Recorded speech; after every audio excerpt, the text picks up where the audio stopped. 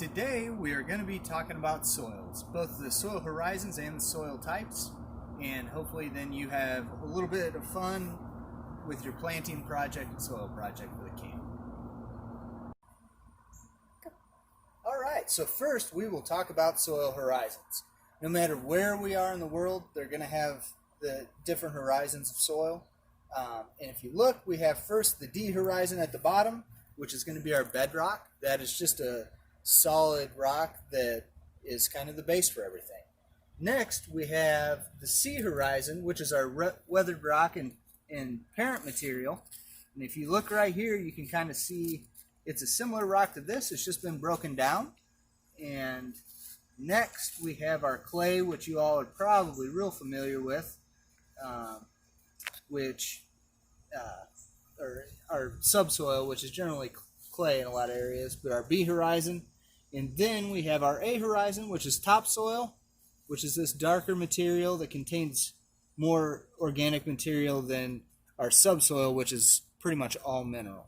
And then we have our humus, which is on top, and that's just your organic material, which might be leaves and pine needles and things like that.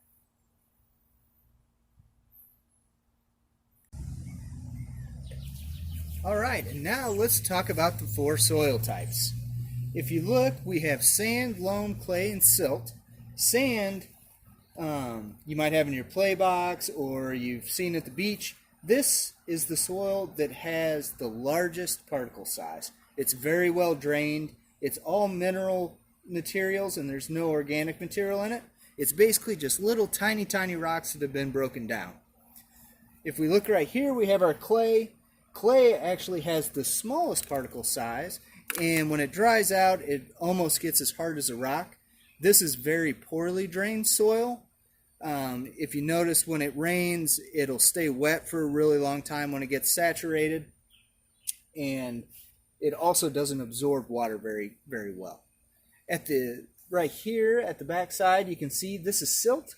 This is where you would find usually near bodies of water, in places where there's a little bit of erosion and water movement.